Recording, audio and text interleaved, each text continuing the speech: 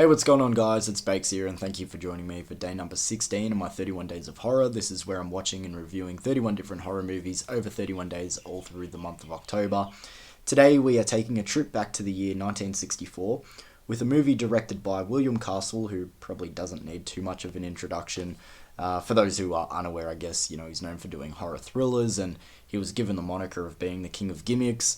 He's also quite known for doing cheaper versions of bigger movies, but he's also done a lot of cool original stuff. In this movie, he teams up with an actress that he's done a handful of movies with, being Joan Crawford.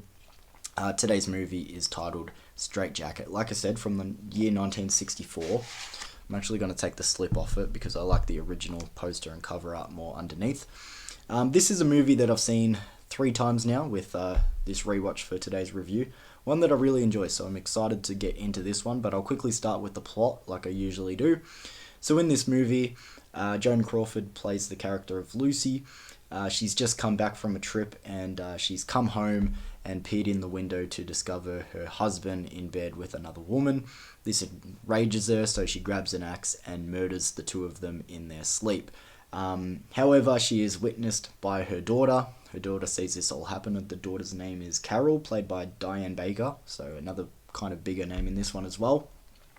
Diane went on to do bigger things after this, but either way, so her daughter sees this happen, and Lucy is put into an insane asylum for 20 years. That's just the opening to the movie, so it jumps forward 20 years into the future. Carol, so Lucy's daughter, is now grown up, engaged to be married, has been living with her auntie and uncle.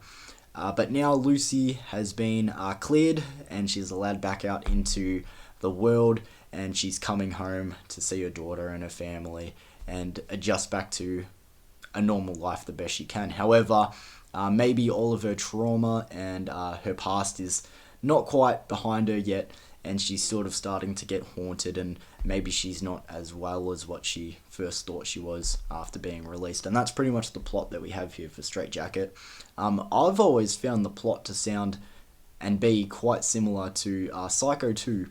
Now, I'm probably not the only one to have made that connection or seen some similarities there, but I haven't really ever heard anyone bring it up. So if you're a fan of Psycho 2, you may have been hearing that plot description and gone, fuck, that actually sounds quite similar to the plot for Psycho 2.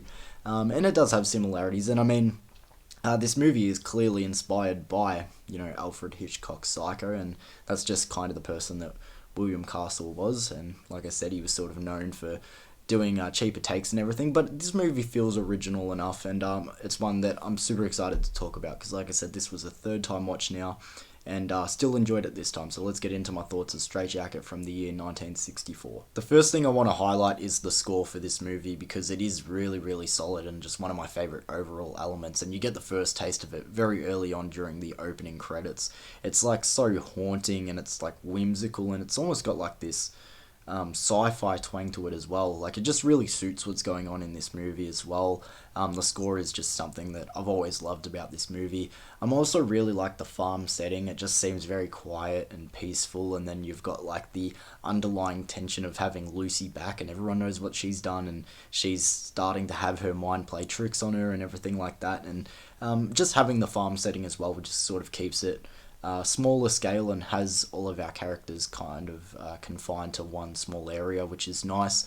Getting into the story, it does a really good job of keeping the mystery of, is Lucy still insane, or is there something else going on? I just really like that. And again, similar connection and storyline with what's going on in Psycho 2, Norman Bates coming home and trying to adjust to normal life while going, okay, fuck, is my mind playing tricks on me, or is someone else doing that?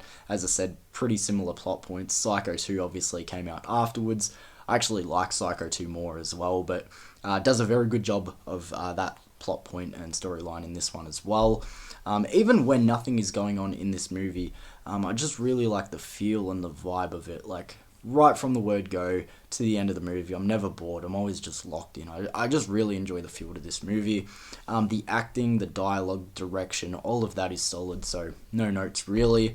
The twist and reveal in this one is a lot of fun as well. Though if you're paying attention and connecting the dots fast enough, it probably won't be too much of a surprise. But it's still a fun and memorable twist, and again, it's a good example of being inspired from films that have come before it, or around a similar time. So you'll probably look at the reveal or twist in this movie and go, yeah, it's pretty similar to what happened in, I'm not going to say what movie because it will give it away, but yeah, I think it's a fun, memorable ending, and I really enjoy it. And another thing that I really like about the reveal is it's also quite sad and emotional too.